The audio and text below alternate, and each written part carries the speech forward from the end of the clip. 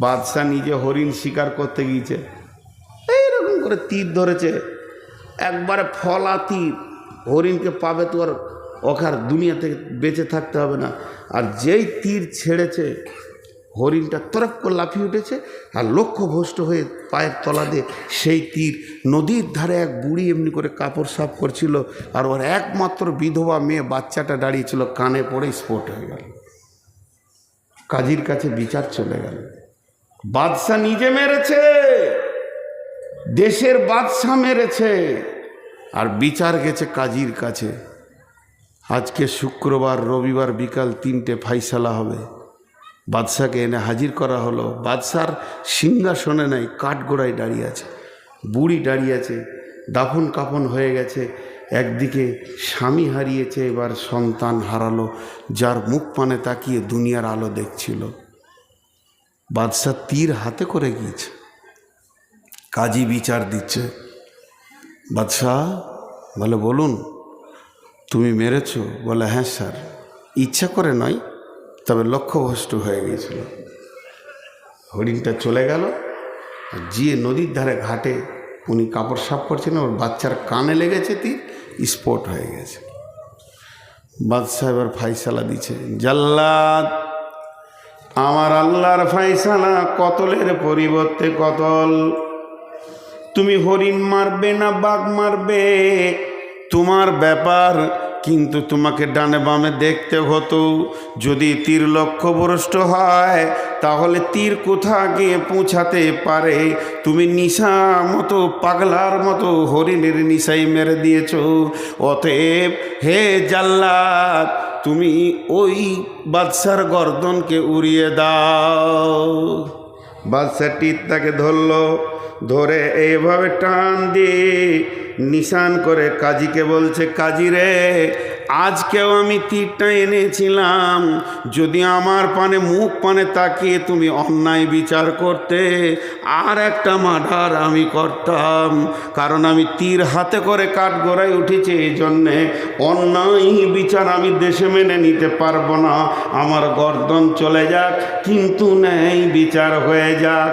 বুড়ি তখন এই কাঠগোড়া থেকে কাঁদতে শুরু করেছে, কাজী সাহেব, এটা তো আমার মুজরিম, আমি যদি মাফ করে দিই বাদশাকে আপনি কি করবেন? বলে, আপনি মাফ করলে মাফ হবে।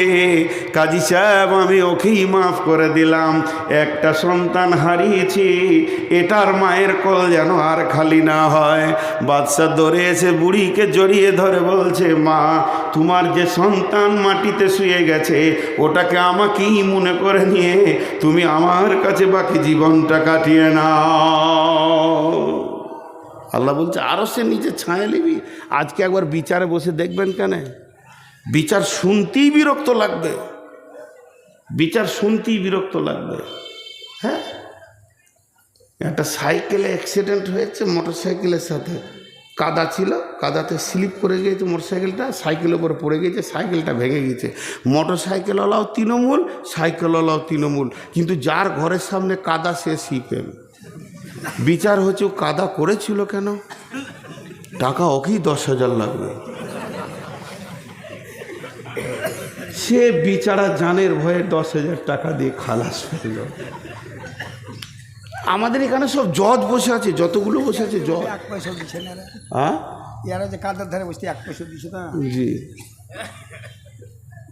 শুধু ন্যায় বিচার নিয়ে কথা বললে অনেক কথা চলে আসে।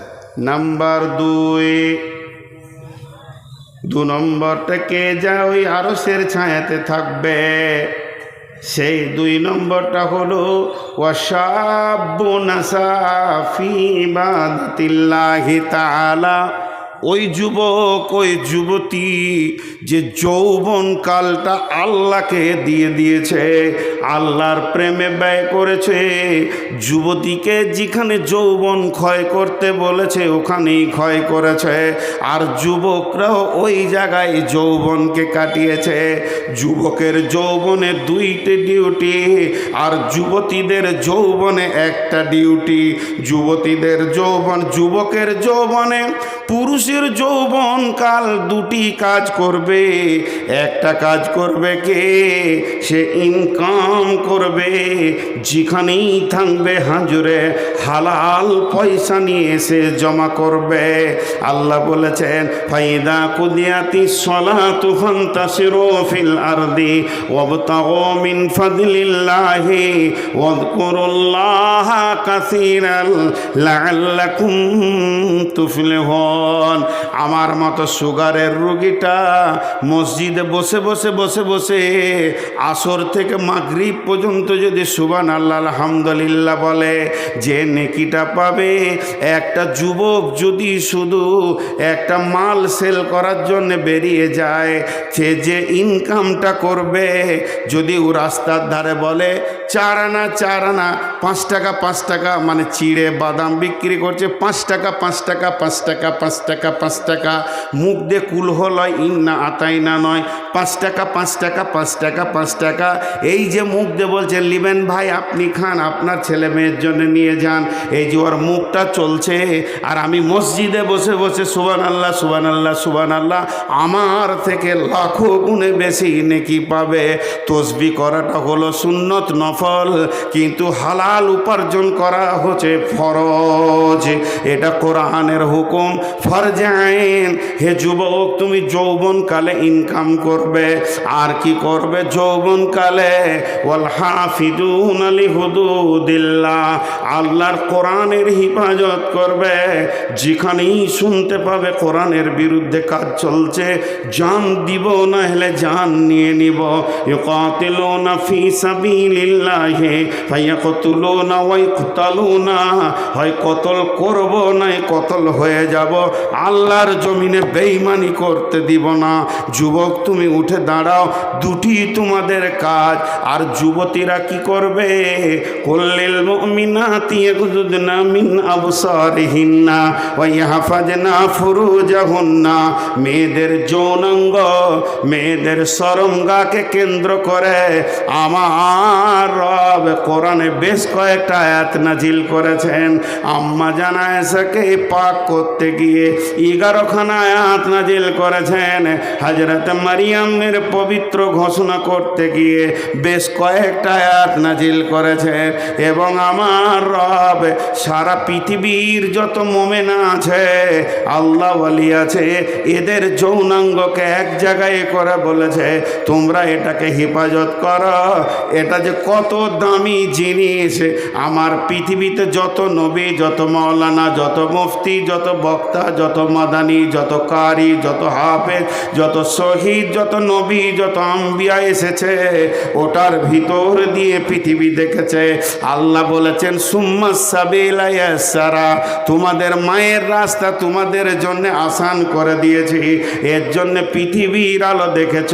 হে আমার মায়ের দল, লুচ্চাদের পাল্লায় পড়ে তুমি এত দামি জিনিসটাকে নষ্ট করে দিও না। আল্লাহ তাবারাক ওয়া তাআলা বিশ্ব যুবতীর জন্য একটা বাটখারা রেখেছেন, হযরতে মারিয়াম, তাকে নবুয়তি টাইটেল দিয়েছেন আলাইহাস সালাম। সেই মারিয়ামের ব্যাপারে আল্লাহ বলছেন ও মারিয়াম বানাতা ইমরানা আল্লাতি আহসানাত ফারজাহা ফানাফাকনা ফীহি মির রূহিনা ওয়া সাদ্দাকাত বিকালিমাতি রাব্বিহা ওয়া কুতুবিহি ওয়া কানাত মিনাল কানিতিন। বিশ্ব যুবতীর দল রে, তোমরা মারিয়ামকে দেখে লক্ষ্য করে পা ফেলো। সে তার শরমগা এবং গোটা বডিটার এমনই হিফাজত করেছিল, আমি রব তার ভিতর থেকে দামি গোলামকে নিলাম এবং মা বাপকে, মা বেটাকে কিতাব দিয়ে ধন্য করলাম। আজ যদি কোনো যুবতী বুকে হাত দিয়ে সতীত্বের গ্যারেন্টি দিতে পারে, শুধু যৌনাঙ্গ নয়, তার দাঁতের হাসিতে, চোখের চাওয়ানিতে কোনো পুরুষ যেন, হালাল পুরুষ যার সঙ্গে বিয়ে হালাল আছে, সে যেন আনন্দ না পেয়ে যায়। যদি তা পেয়ে যায়, মা তুমি বিক্রি হয়ে গেলে, তোমার দেহে আর কোনো মূল্য থাকলো না। এর জন্যে যুবতীদের একটাই ডিউটি, সে শরমগায়ের হেফাজত করবে, আর পুরুষরা দুইটি ডিউটি করবে। একদিকে ইনকাম করে সংসার চালাবে, অন্যদিকে দিনের হেফাজত করবে। আমার নবী বলছেন ওয়াশাবুন সাআ ফি ইবাদাতিল্লাহ, ওই যুবক যুবতী আল্লাহর রহমতের ছায়াতে কোটা লেগে যাবে যার যৌবনকাল আল্লাহর হুকুমের ওপরে চলেছে। আর 15 মিনিট পানি খায় আর একবার।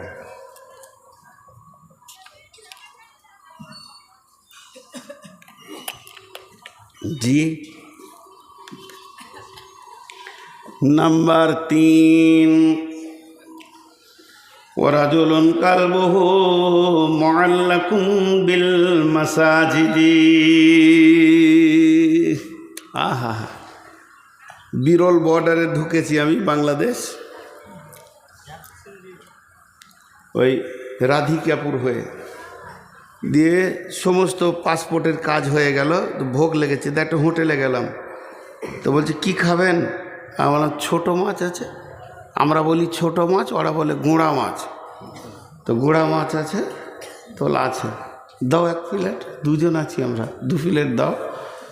তো আলুর সঙ্গে রান্না করেছে, তো টোটালটা যদি 200 গ্রাম ওজন হয়, যে তরকারিটা দিয়েছে 100 গ্রাম ওজন হবে, তো মোটামুটি 100 গ্রামে 98 গ্রাম আলু আর 2 গ্রাম মাছ।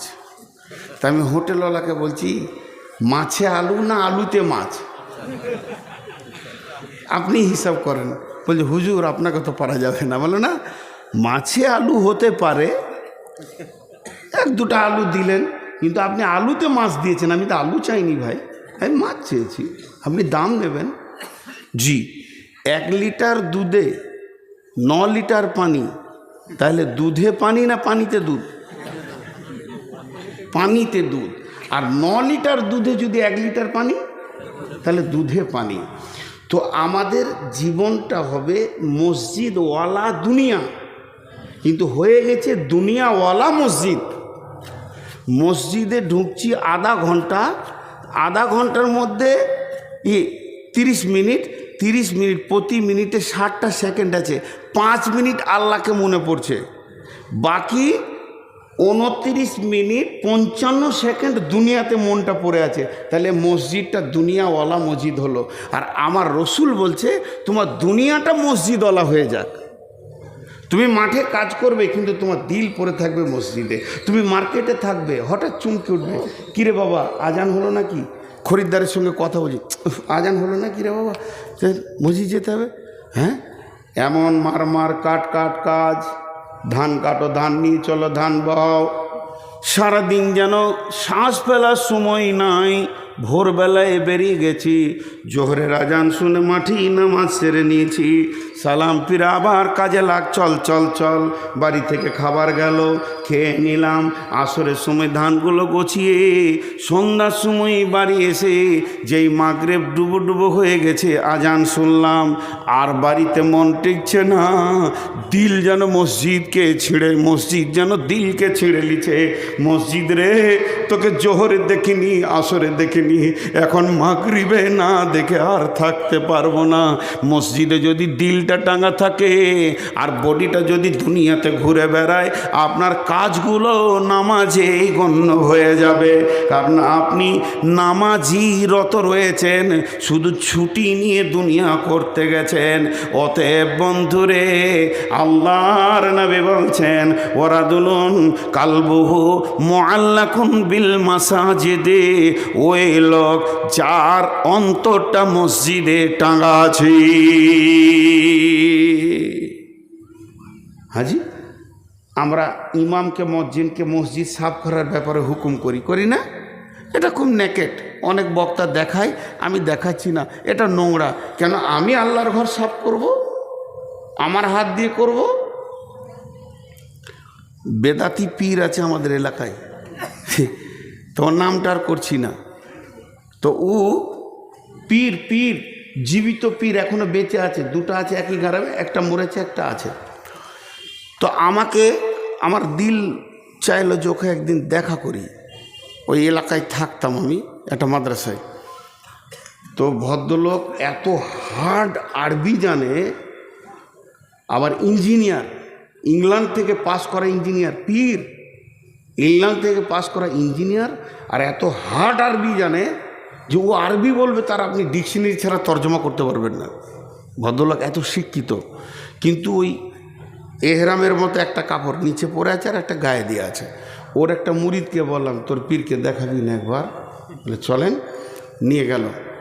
তো আমি মসজিদের দরজায় দাঁড়িয়ে আছি, ঘন ঘন ঘড়ি দেখছি, মানে 40 মিনিট পরেই আমার বাস, 40 মিনিট পরেই বাস। বলছে আপনি দাঁড়ান, আমি পীর সাহেবকে ডেকে আনি। ভিতরে গেল তো দেখছি ওই রকম এহরাম হালাতে আসছে, কিন্তু মাথা ঢাকা মেয়েদের মতো এইদিকে ঘুরে নিয়েছে। তো চুলটা দেখার আমার খুব শখ ছিল, শুনেছি ওর চুল নাকি 2 হাত, কিন্তু দেখতেই পেলাম না। তো দেখার খুব শখ ছিল, টেনে তো খুলতেও পারছি না। তো অনেক উঁচু শিক্ষিত মানুষ, সে খবর আমি জানি। উনি আসলেন, আমি বলছি না যে এটা ভালো কাজের লাইন।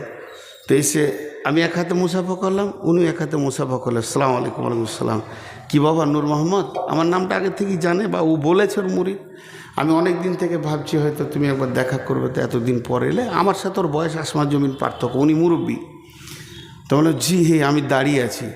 তো চট করে মসজিদে উঠি, একটা মসজিদের মুসল্লাকে এনে আমাকে বলছে বসো, আর ঝাঁটাটা নিয়ে মসজিদ ঝাঁট দিতে শুরু করলো।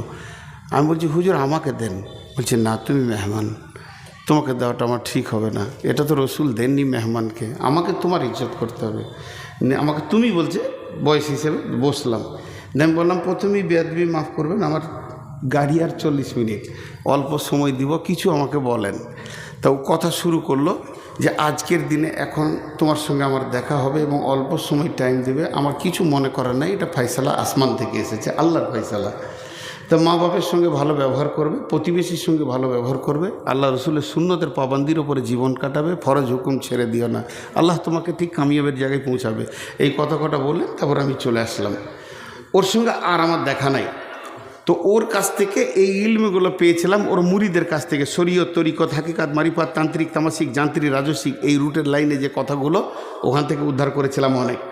তো খুব নোংরা জায়গা আছে ওখানটা, খুব নোংরা আছে। আপনারা শুনে ভালো মনে করলেন, খুব নোংরা আছে। কিন্তু আমি এই কথা বলতে বলতে এতদূর এলাম কেন, যে একটা আন্তর্জাতিক পাস করা ইঞ্জিনিয়ার, ও পীর হোক আর না হোক, এটা তো পাস করে এসছে ইঞ্জিনিয়ার, মসজিদে উঠি প্রথমে ঝাঁটাটা হাতে করে ঝাঁট দিতে লাগলো, কারণ ওর হৃদয়ে মসজিদের মহব্বত আছে। আর আমরা মসজিদে ঢুকে খক থু, এবার জানলাতে লম্বা হয়ে ঝুলছে। সে ঝুলছে তো ঝুলছে, ওটা ওর সাফ করারই কোনো নিয়তি নেই, অথচ এটা আল্লাহর ঘর।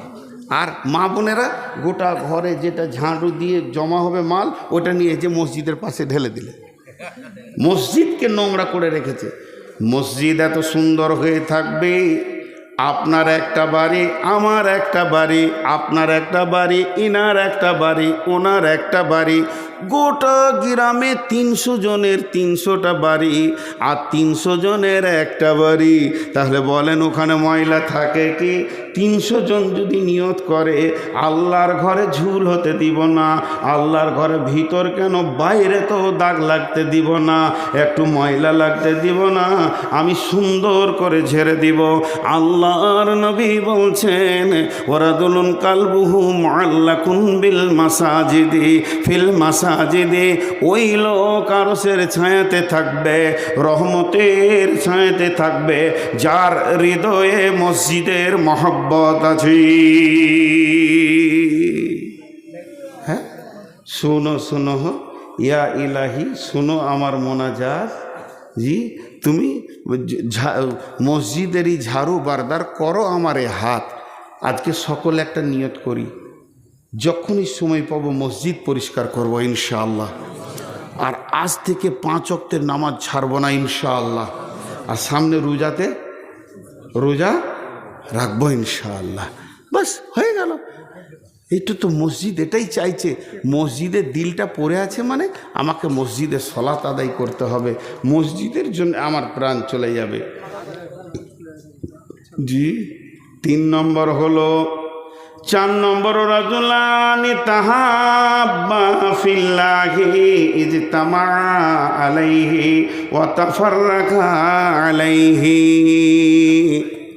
আমার নবী বলছেন তোমার আরশে কোটা লেগে গেছে, রহমতের ছায়াতে তোমার রিজার্ভেশন লেগে গেছে, হাহুতাশ করো না, পস্তাতে হবে না। যদি আল্লাহর জন্যে ভালোবাসা করো আর আল্লাহর জন্যে যদি ছাড়াছাড়ি করো, তবে তুমি রহমতের ছায়াতে জায়গা পাবে। মুশরিক জান্নাতে যাবে, দেখছো আর উত্তর দেয় না। মুশরিক জান্নাতে যাবে, মাদানী সাহেব চুপ করে আছে, আর এরা বলছে না যাবে না। কে বলে যাবে না? শিরক একটা বিষয় করা যায়, মহব্বতকে ভাগাভাগি করা যায়। আমি আব্বাকে ভালোবাসি, মাকে ভালোবাসি, সন্তানকে ভালোবাসি, বিবিকে ভালোবাসি, আলেম ওলামাকে ভালোবাসি, আল্লাহকেও আমি ভালোবাসি। ভালোবাসা এমন একটা ইবাদত, আল্লাহ কোরআনে বলেছেন, হে মুসলমান, কুল ইন্নামা আনা কুলি ইজা কুল ইন্নামা আনা বাসারুম মিসলুকুম ইউহা ইলাইয়া আন্নামা ইলাহুকুম ইলাহু ওয়াহিদ ফামান কানা ইয়ারদু লিকা রাব্বিহ। যদি কারো মনের তামান্না থাকে রবের সঙ্গে মোলাকাত করব, ফামান কানা ইয়ারদু লিকা রাব্বিহ ফালিয়ামাল আমালান সালিহা, সুন্দর আমল করো, ওয়ালা ইউশরিক বি ইবাদাতি, ইবাদতের ভিতরে শিরক করিও না। আমি মালদান করলাম আব্বার নামে, মালদান করলাম মায়ের নামে, মালদান করলাম বোনের নামে, ভাইয়ের নামে, আমি আল্লাহর হস্তে আল্লাহকেও মাল দিয়ে দিলাম। আমি চারিদিকে মহব্বত ভালোবাসা ছড়ানো আছে আমার। অতএব বন্ধুরে, মানুষকে ভালোবাসবো আমি আল্লাহর জন্যে, এবং মানুষের সঙ্গে আমার ছাড়াছাড়ি হবে আল্লাহর জন্যে। আল্লাহর যে দুশ্মন সে আমার দুশ্মন, নবীজির দুশ্মন আমার দুশ্মন, কিন্তু ওই দুশ্মনের সঙ্গে আমার আপোষ থাকবে না। আল্লাহর মহব্বতে আমি মহব্বত করব। তো বিশ্ব নবী বলছেন, তোমার একটা কোটা ওই আরশের ছায়া, রহমতের ছায়াতে লেগে গেছি।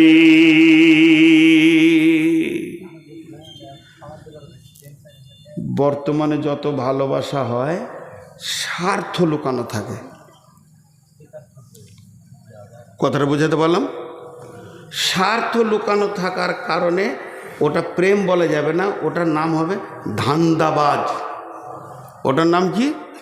ধান্দাবাজ। ওর যখনই স্বার্থ ফুরিয়ে যাবে টুক করে কেটে যাবে।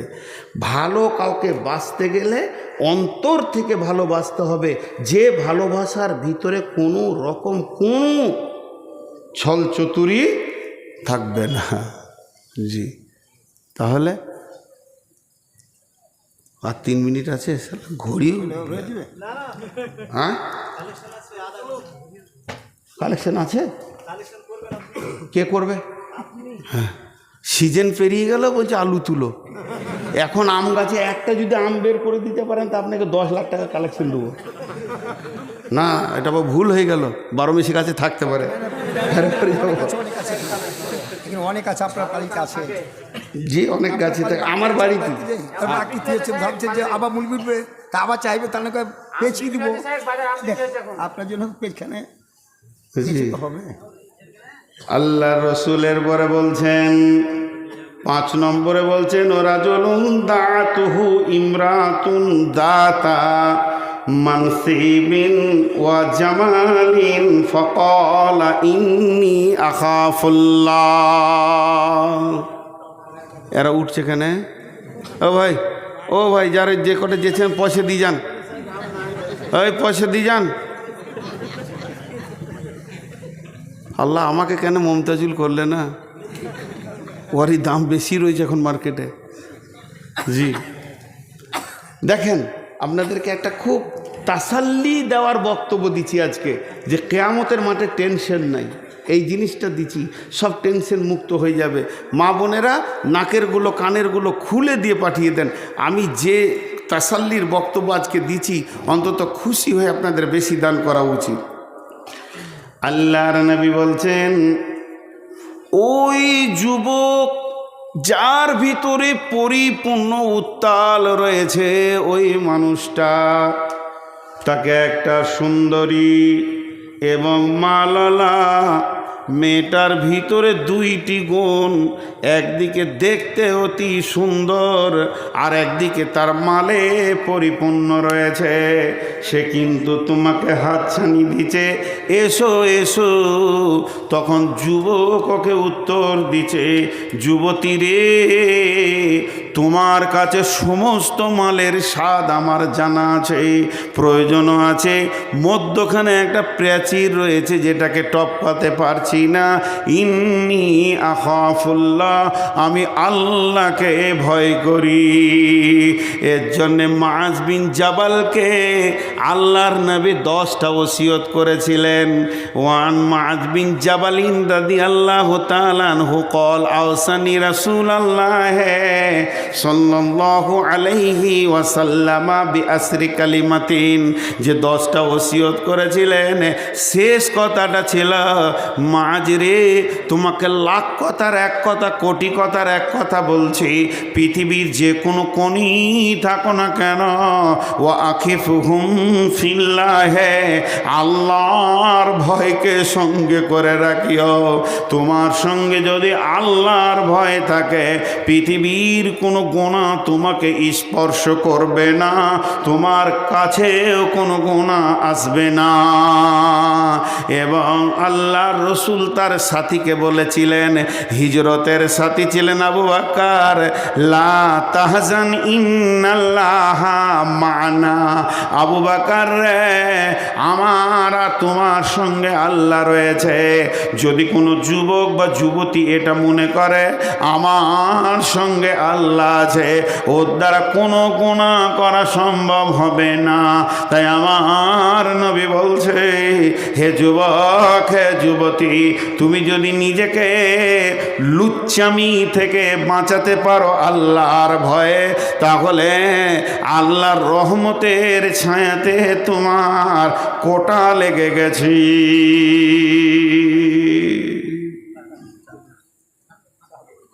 জি, কটা হলো ভুলে গেছি। 5টা হলো। 6 নম্বরে, ওয়ারাজুলুন তাসাদ্দাকা বিসাদকাতিন ফাআখফাহা হাত্তা লা তা'লামু সিমালুহু মা তুনফিকু ইয়ামিনুহু। আল্লাহ তাবারাক ওয়া তাআলা রসুল বলছেন, ওই হাত দান করনেওয়ালা, সে ডান হাতে দান করেছে, বাঁ হাতকে তার খবর নাই। ছন্দ করে আদায় করে দান করা যাবে বলেছে আলেম ওলামারা। আমি তো আলেম নই, জাহেল। তো আলেমরা বলছে আদায় করা যাবে, কিন্তু ছন্দটা যেন শরীয়তের বাইরে না হয়। তো ছন্দ করে আদায় করছে, কিন্তু এমন ছন্দ, জরিনা বিবি দিয়ে পাঠিয়েছে 200 টাকা, যদি ওর নামটা বলা না হয়েছে তার একবার বলছে, বলগা, আমার নামটা বলে নাই। হ্যাঁ, কিন্তু গোপন দান দেখেন, প্রকাশ্যে দান করা যায়, ওটা ক্যান্সেল করা যাবে না। রাসূলুল্লাহ সাল্লাম প্রকাশ্যে নিয়েছেন, কেছো দাও, জমা করো, সব প্রকাশ্যে দিয়েছেন। আবার গোপনও দান করা যায়, কিন্তু গোপন দানে তো দান হবে, আবার আরেকটা এক্সট্রা ফেসিলিটি বেনিফিট হবে, যে আল্লাহ রহমতের ছায়াতে জায়গা লাগবে। জি, একটা লম্বা হাদিস, আর হাদিস পড়ছি না। লা তাসাদ্দাকনা বিসাদকাতিন ফাখারাজা বিহি বিসাদকাতিহি ফাওয়াজাহা ফি হাদিস সারিকি। এর আগেও আমি বর্ণনা করেছি, নবী মুসার জামানায় ঘটনা। বানি ইসরাইলদের একটি লোক নিয়ত করলো, আজকে গোপনে দান করব, আমি নবী মুসাকেও বলবো না। এই হাদিসটা ইমাম বুখারী আলাইহি রাহমা বর্ণনা করছেন। বিশ্ব নবী বলেছেন, নবী মুসার জামানায় ঘটনা, লোকটা কত এখলাসের সঙ্গে দান করছেন, এমনকি নবীজিকেও সে জানাচ্ছেন না, সেই জামানার নবীও জানছে না। সে গোপনে এক জায়গায় এতটি মালকে, এতটি স্বর্ণ মুদ্রা হোক, রৌপ্য মুদ্রা হোক, দিরহামকে বেঁধেছে, রাতের আঁধারে ঘুরছে। আজকে রাতে দান করব, এমন লোককে দিব যেন কেউ না জানতে পারে আমি দান করেছি। মোড়ে একজনকে দিয়ে দিল ওর কোলে। এবার দানটা দিয়ে নিজেকে কাপড় ঢাকা নিয়ে লুকিয়ে আঁধারে পালিয়ে গেল। ওই মালটা নিয়ে এবার গায়ে প্রচার, সকালবেলায় যেখানেই 5টা লোক আসবাহু ইয়াতাহাদ্দাসুনা তুসদ্দিকাল লাইলাতা আলা সারিকে, যেখানেই 5টা লোক সেখানেই আলোচনা হচ্ছে, ওরে কপাল শোন, আজকে রাতে কে গোপনে দান করেছে, করবি কর, এলাকার সেরা চোরকে করেছে। চোরের হাতে মাল পড়ে গেছে। এবার দান কান্নাওয়ালা তো জানছে যে আমি করেছি, তাহলে চোরের হাতে পড়ে গেল। ওর মন আফসোস, বলছে আজকে আর একবার করব। আবার ওই রকম টাকা নিয়ে বের হয়েছে, আজকে বেটা ছেলেকে দিব না, তারা মেয়ে মানুষকে দিয়ে দেবো। আন্ধারে দিয়ে দিয়েছে। আসবাহু ইয়াতাহাদ্দাসুনা তুসদ্দিকাল লাইলাতা আলা জানিয়া, সকালবেলা বলছে ওরে সুবহানাল্লাহ, গতকালকে দিয়েছিল চোরকে, আজকে দিয়েছে বেশ্যাকে। দান কর্নালা বলছে কপাল কি হচ্ছে রে, চান্স লাগছে না কেন, এ তো ভেজাল খালি সাইড হয়ে যাচ্ছে। আবার বলছে আচ্ছা দান 3 দান, আজকে একবার দেখি। আবার বের হলো, দেখছে কোনো যুবককে দিব না, যুবতীকে দিব না, থুত্তুড়ে বুড়াকে দিয়েছে। সে রাস্তার 3 মোড়ে বসে আছে, খুব খুব করে কাশছে, বলছে এর মতো গরিব আর নয়, তাহলে একেই দিয়ে দিই। ওর কোলে দিয়েছে।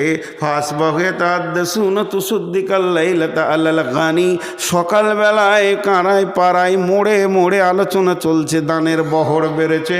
প্রথম দিন দিয়েছে চোরকে, দ্বিতীয় দিন দিয়েছে বেশ্যাকে, তৃতীয় দিন দান করেছে এলাকার বড় লোক একমাত্র হাড় কিপটে বকিলকে। এবার ও কাঁদতে শুরু করেছে, আল্লাহ কি করলাম যে আমার দানকে কবুল করছো না।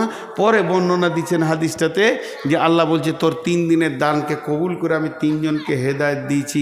ওই জানিয়া মেয়েটা বলছে আল্লাহ আর জীবনে নোংরা কাজ করব না। এই এটা বিয়ে বাড়ি পেয়েছিস? তখন থেকে শুনেই যেছি হায়া সরব নাই, চিল্লাইছে। তো আপনারা একটু ধৈর্য ধরেন। তো ওকে জানিয়াকে হেদায়েত দিয়েছি, চোরকে হেদায়েত দিয়েছি, বখিলকেও হেদায়েত দিয়েছি। দেখেন, দান যদি এখলাসের সঙ্গে হয় তাহলে তার রিয়াকশান আলাদা হবে। আর একটা আছে 7টার মধ্যে বলে নিই, শেষকালে ওয়ারাদুলুন যাকারাল্লাহ খালিয়ান ফাফাদাত আইনাহু, ওই লোকটা রহমতের ছায়াতে থাকবে যে লোকটা গভীর রাত্রিতে উঠে চোখের পানি আল্লাহর কাছে ফেলে। অনেকে বলবে দোয়া জানি না, খ্যাপা, সব থেকে বড় দোয়াটা আমার কাছে শিখেলেন, চোখের পানি, এর থেকে বড় দোয়ার কিছু নাই। বাচ্চা ছেলে কোন ভাষায় কথা বলে? 1 বছরের 1.5 বছরের বাচ্চা, হ্যাঁ, কান্না করে। ওর কাজ হচ্ছে কেঁদে দেওয়া, মায়ের কাজ হচ্ছে ওর কান্না চুপ করানো। তো আমার কাজ হচ্ছে আল্লাহর কাছে কেঁদে দেওয়া, ওর কাজ হচ্ছে আমার কান্নাকে চুপ করানো। কেন কাঁদছি? মামলা হয়েছে, ঋণ হয়েছে, ব্যথা হয়েছে, অসুস্থ হয়েছে, ছেলে কথা শোনে না, মেয়ে কথা শোনে না, বিবি কথা শোনে না, আব্বা কথা শোনে না, ভালো লাগছে না, শরীর চলছে না, যত রকম তোমার অভাব আছে এতগুলা বলার তুমি বলতে পারবে না, মনেও থাকবে না। তবে যে কেঁদে দিল সে লুটে নিল, যে রো দিয়া ও লুট লিয়া।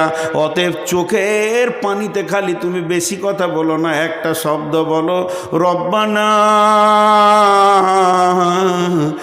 রব্বানা রব্বানা। মূর্খ আছি, ভাষা জানি না, জ্ঞান নাই, আমার কি দরকার আমি নিজেই জানি না আমি কত মূর্খ। মাবুদ তুমি হলে সব থেকে শাহিনশাহ, আমার চোখের পানি তোমাকে বন্ধ করতে হবে। জাহান্নাম নিব না, জান্নাত ছাড়ব না। পৃথিবীর বুকে আমার অনেক রকম কেস মামলা আছে, মাবুদ তুমি আমাকে আনন্দ করে দাও। তাই আল্লাহর নবী বলছেন ওরাদুল আল্লাহ খালিয়ান, একদম শুদ্ধ অন্তরকরণে আল্লাহকে ডাকবে। ফাফাজাত আইনাহু, তার দুটি চোখের পানি গরম গরম বইতে থাকবে। বিশ্বনবী বলছেন উম্মত রে, রহমতের কোটাতে তোমার সিট লেগে গেছি। ভাই, যতটি লোক বসে আছেন, আমার কথা যখন 1.5 ঘন্টা শুনতে পেরেছেন, তা আমার 1.5 মিনিটের একটা কথা শুনেন।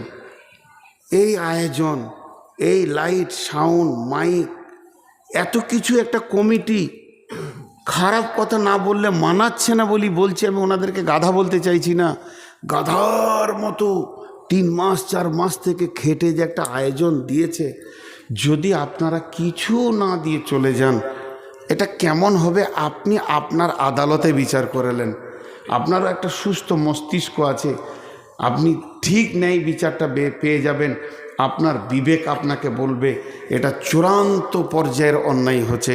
বিধায় যতটি লোক বসে আছেন, আমি এখানে একটা চাদর দিছি, ওই চেয়ার থেকে, ওই দূরে থেকে হেঁটে এসে একবার চাদরে হাতটা রেখে যান। এটা আমার শেষ কথা। আর মা বোনেরা ওখানে যেভাবে কালেকশন হচ্ছে ছাত্রীদেরকে দিয়ে, ওখানে একবার চাদর, এখানে একটা চাদর দেন। আর 2000, 5000, 1 মণ 2 মণ 20 কেজি 50 কেজি ধান দেনওয়ালা যদি কেউ আছেন তো আল্লাহর রাস্তে বলেন। এই মজলিস আপনি আল্লাহ, আমি একটু দোয়া করি, আপনারা আমিন বলেন। এই আল্লাহ, তুমি আমাদের এই সভাকে কবুল করে নাও, এই মাদ্রাসাকে কবুল করে নাও, সন্ধ্যা থেকে নিয়ে যত দান হয়েছে কবুল করে নাও। শুধু এখানে নয়, সারা পৃথিবীতে ইসলামকে বাঁচানোর জন্য যত কালেকশন হয়েছে কবুল করে নাও। আল্লাহ, আমাদের মা বাপকে তুমি মাফ করে দাও, দাতার মা বাপকে তুমি মাফ করে দাও। আল্লাহ, তুমি হায়াতে তাইয়্যেবা দাও, তুমি আমাদের সকলকে কবুল করে নাও। এ ভাই, আপনারা উঠে আসেন, নেকি বেশি পাবেন, উঠে আসেন। চাদরওয়ালার কাছে আপনারা উঠে আসেন, সকলে কথা বলতে বলতে আসেন। সবাই বলেন সুবহানাকা আল্লাহুম্মা ওয়া বিহামদিকা ওয়া আশহাদু আল্লা ইলাহা ইল্লা আনতা আস্তাগফিরুকা ওয়া আতুবু ইলাইকা। আপনারা উঠে আসেন ভাই আমার, একজনও চাদরে হাত না দিয়ে যাবেন না। আপনার টাকা নাই, আপনি খালি হাতটাও চাদরে দিয়ে তারপরে যাবেন। জি, টাকা লাগবে এমন কোনো শর্ত বলিনি, টাকা নাই, খালি হাতটা চাদরে দিয়ে যান। আল্লাহর গোলাম, রসুলের উম্মত, আপনি একবার বিসমিল্লাহ বলে বরকতের দোয়াটা দিয়ে যান। আপনার বরকতের দোয়াতে ইনশাআল্লাহ আল্লাহ তার মাদ্রাসাকে, আমাদের মাদ্রাসাকে, বানাতকে কবুল করে নেবেন। বিধায় আপনাদের কাছে খুব মিনতি করে করজোরে বলছি, আল্লাহর ওয়াস্তে আপনারা দিয়ে যান। না, সবাই আসবে, কেউ বাদ যাবে না ইনশাআল্লাহ, কেউ বাদ যাবে না।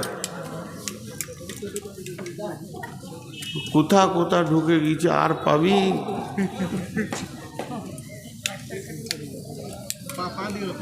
দুটো দুধ দিকে গিয়েছে, মাশাআল্লাহ। এই সব নিয়ে আসতে হবে। দেখ জি, না বলে তো